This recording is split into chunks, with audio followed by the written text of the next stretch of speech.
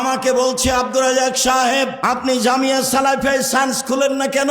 আমার জন্মভূমি দেবীনগরে সায়েন্স আছে, এদেশের বড় বড় স্কুলে সায়েন্স আছে। তার ছেলের ফলাফল কি আমাকে শোনান। বাপে তো বহু টাকা খরচ করেছে, লক্ষ লক্ষ টাকা খরচ করে ছেলেকে মানুষ করেছে। ফলাফলে দেখা গেল সেই দিন বেশ হুঁশিয়ার, বুদ্ধিমান, সচেতন, মেধাবী ছেলেটা, দেবীনগরের ছেলেটা গাড়ি থেকে নামলো। পরনে প্যান্ট আছে, প্যান্ট টাকনোর নিচে আছে, দাড়ি চাঁচা আছে, হাতে সিগারেট আছে, গলায় টাই আছে। এইভাবে গাড়ি থেকে নামলো। একটু পরে গাড়ি থেকে নামলো বৌমা, হালকা হালকা গায়ে কাপড় আছে। একটু পরে নাতনি গাড়ি থেকে নামলো, পুতিন গাড়ি থেকে নামলো, গায়ে কাপড় নেই। দেখি গাড়ির পিছন দিকে কুকুর আছে। বলেন টাকাটার অবস্থা কি হলো? এরই নাম সায়েন্স। আমার নামে 5,000 কোটি টাকার মামলা হবে কেন? আমি ঠাকুরের কি করেছি? ঠাকুর বলেছে ও কালিমা তোমার আকাশ, ও মা তোমার বাতাস। আমি বলেছি ও ঠাকুর তোর বাপের আকাশ, কালিমার বাপের আকাশ।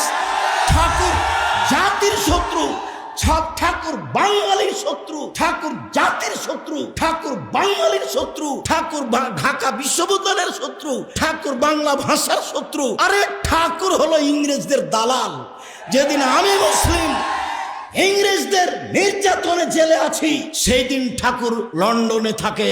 এর নাম ঠাকুর। ঠাকুর সবচেয়ে বড় বদ মানুষ এই বাংলার ইতিহাসে, ভারতের পাতায় সবচেয়ে বদ মানুষ এই ঠাকুর। যতবার বলেছে ও মা তোমার আকাশ, ও মা তোমার বাতাস, ততবার ঠাকুর বলেছে ও কালিমা তোমার আকাশ, ও কালিমা তোমার বাতাস। আমি আব্দুর রাজ্জাক বিন ইউসুফ, আমার ছেলে মেয়ে এই গান পড়তে পারে না, অসম্ভব। আপনার মতো পুরুষের সন্তান পড়তে পারে, আপনাকে আমি শিক্ষিত মনে করি না।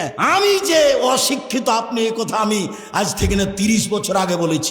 আপনাকে, আপনার ছেলেকে, আপনার মেয়েকে, আপনার বাপকে, আপনার জাতিকে, আপনার বংশকে যদি আমি অশিক্ষিত প্রমাণ করতে না পারি, জাতির সামনে বক্তব্য দেব না। আরে বেগম রোকেয়া শিক্ষিতা মহিলা হলো কিভাবে? অবাক কথা। কিসের বস্তা এগুলি? লাথি মেরে মেরে দেখছে কি ব্যাপার, কিসের বস্তা এগুলি? বেগম রোকেয়া নিন্দা করছে আপনাকে। বেগম রোকেয়া শিক্ষিতা মহিলা হলো কিভাবে? আপনি তার বইটা পড়ে দেখেন, থুথু দিতে হবে। আমার মনে বড় স্বাদ, আমি এই দেশের মাটিতে উন্নত মানের প্রতিষ্ঠান গড়ব ইনশাআল্লাহ, যেখানে ছেলে মেয়ে বাংলা, ইংরেজি, আরবি উন্নত মানের শিক্ষা অর্জন করে জাতির অন্যায়ের বিরুদ্ধে লড়বে। মুখে কলমে মিডিয়ায় লড়বে ইনশাআল্লাহ। এই সুবাদে দিন কাটাচ্ছি। জামিয়া সালাফিয়া ডাঙ্গিপাড়া পাওয়া রাজশাহী প্রায় 40 বিঘা জমির উপরে অবস্থান করে। জামিয়া সালাফিয়া তানোর রাজশাহী, এইটা প্রায় 60 থেকে 70 বিঘা জমির উপরে নির্মাণ হতে যাচ্ছে।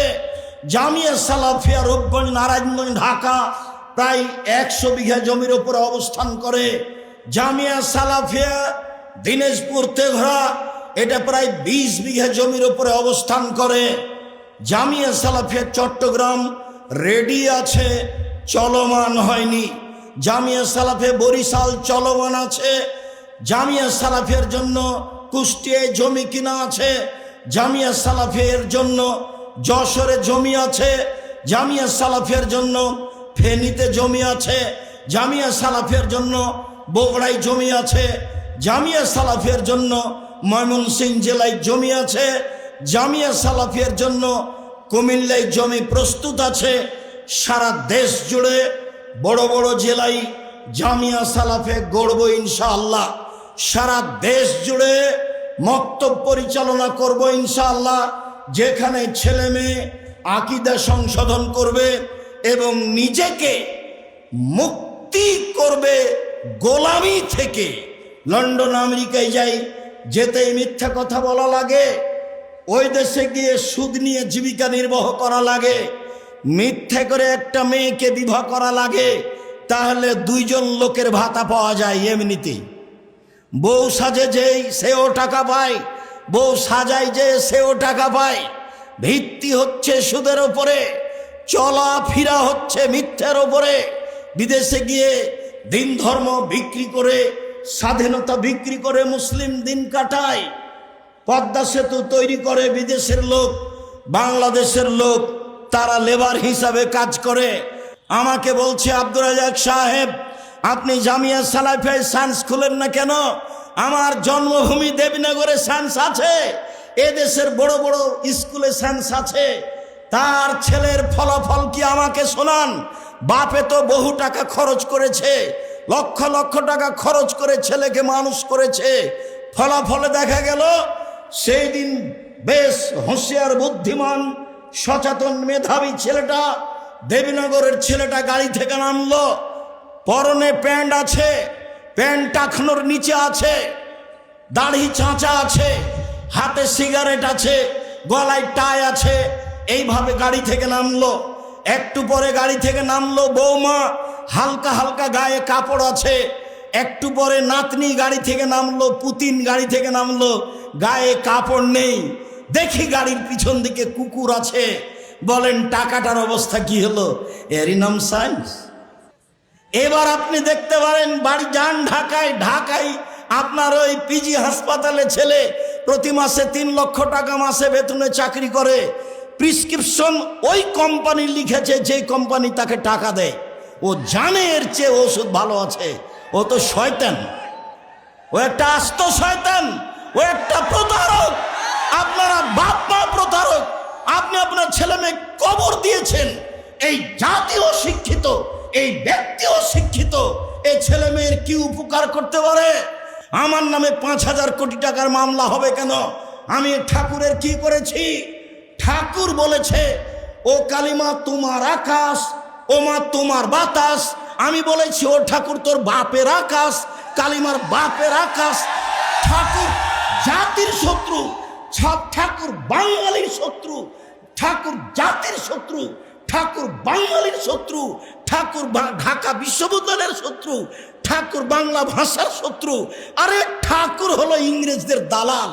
যেদিন আমি মুসলিম ইংরেজদের নির্যাতনে জেলে আছি, সেই দিন ঠাকুর লন্ডনে থাকে। এর নাম ঠাকুর। ঠাকুর সবচেয়ে বড় বদ মানুষ এই বাংলার ইতিহাসে, ভারতের পাতায় সবচেয়ে বদ মানুষ এই ঠাকুর। যতবার বলেছে ও মা তোমার আকাশ, ও মা তোমার বাতাস, ততবার ঠাকুর বলেছে ও কালিমা তোমার আকাশ, ও কালিমা তোমার বাতাস। আমি আব্দুর রাজ্জাক বিন ইউসুফ, আমার ছেলে মেয়ে এই গান পড়তে পারে না, অসম্ভব। আপনার মতো কাপুরুষের সন্তান পড়তে পারে, আপনাকে আমি শিক্ষিত মনে করি না। আমি যে অশিক্ষিত আপনি এই কথা আমি আজ থেকে না 30 বছর আগে বলেছি। আপনাকে, আপনার ছেলেকে, আপনার মেয়েকে, আপনার বাপকে, আপনার জাতিকে, আপনার বংশকে যদি আমি অশিক্ষিত প্রমাণ করতে না পারি, জাতির সামনে বক্তব্য দেব না। নতুন এই কথা বলিনি, বাংলার মাটিতে 30 বছর থেকে বলে আসছি। বিদ্যা কাকে বলে আগে নিচেকে জানতে হবে, তারপরে বাচ্চাকে বিদ্যা দিতে হবে। আপনার বাচ্চা বিদ্যাই এটা বুঝতে পারলো না। বলেছি আমি 71 সাল থেকে নিয়ে এখন পর্যন্ত কোনো শিক্ষিত মানুষ শিক্ষামন্ত্রী হয়নি এদেশে। যাওয়ার সময় থেকে একটা বই সাথে নিয়ে যাবেন, বইয়ের নাম হচ্ছে শিক্ষা বনাম জাহেলিয়াত। আপাতত 1 থেকে 10 পর্যন্ত বিদ্যা নাকচ করা হয়েছে। নিয়ে যাবেন সাথে, বইয়ের নাম হলো শিক্ষা বনাম জাহেলিয়াত। আরে বেগম রোকেয়া শিক্ষিতা মহিলা হলো কিভাবে? অবাক কথা। সেদিন চাঁপাইনবাবগঞ্জ ট্রেন স্টেশনে কথার কথা, যারা চাঁপাইনবাবগঞ্জে পরহেজগার মহিলা হজ করতে যাবে, তো স্টেশনে গেছে, তখন স্বামীকে, দেবরকে, ভাসুরকে বলেছে যে একটু পর্দার ব্যাপার, আমরা এখানে ট্রেন স্টেশনে বসে আছি, তোমরা একটা চাদর আমাদের গায়ের উপর দিয়ে দাও। এবার ট্রেন স্টেশন মাস্টার পাশ দিয়ে হাঁটছে প্ল্যাটফর্ম, আর বলছে কি ব্যাপার, কিসের বস্তা এগুলি? লাথি মেরে মেরে দেখছে কি ব্যাপার, কিসের বস্তা এগুলি? বেগম রোকেয়া নিন্দা করছে আপনাকে। বেগম রোকেয়া শিক্ষিতা মহিলা হলো কিভাবে? আপনি তার বইটা পড়ে দেখেন, থুথু দিতে হবে। আমি বললাম ও কাজী সাহেব, আপনার যে খাতার বিবাহ স্টেশনের জন্য আছে, ওইটাকে আমি টয়লেট পেপার হিসাবে ব্যবহার করা পছন্দ করি না।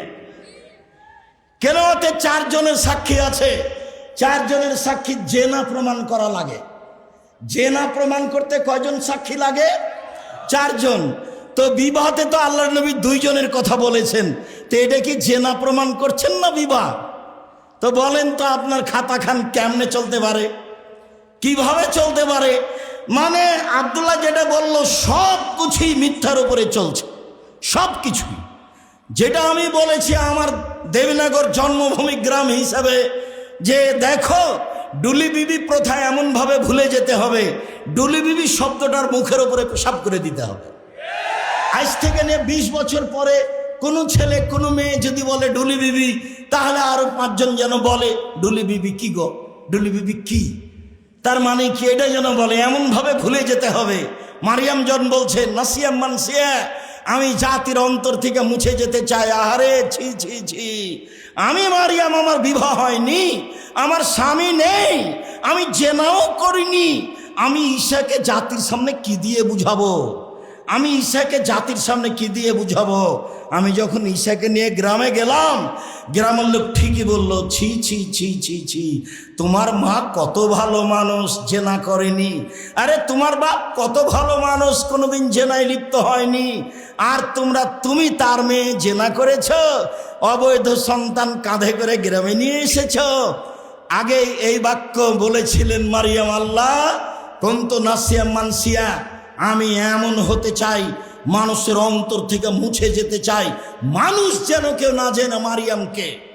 ডুলি বিবি তেমন শব্দ ভুলে যেতে হবে। যদিও আমি বলেছি চাঁপাইনবাবগঞ্জ জেলার বিবাহের শুরু থেকে শেষ পর্যন্ত একটা কাজও জায়েজ নয়, আমার জানা অনুপাতে একটা কাজও জায়েজ নয়। এখন নতুন কোনটা হলো নাকি, মৌলানা খাড়গাঁয়ের মৌলানা, নামটা এখন ভুলে যাচ্ছে, আমার চাচাতো ভাইয়ের বিবাহ পড়ালেন, বিবাহ পড়ে বদরের আব্বা। বিবাহ পড়ানোর পরে বলছেন যে উঠো উঠো উঠো, 2 রাকাত সালাত আদায় করো, উঠো 2 রাকাত সালাত আদায়। বিবাহ পড়ানোর পরে 2 রাকাত সালাত আদায় করতে হবে। আর এখন বলছে বিবাহ পড়ানোর শেষে বলছে দাঁড়িয়ে বলো ওয়ালিমা, ওয়ালিমার দাওয়াত, ওয়ালিমার দাওয়াত। আরে বাসর রাতের সকালে হবে ওয়ালিমার দাওয়াত, বিবাহ পড়ানোর পরে ওয়ালিমার দাওয়াত হয় কি করে?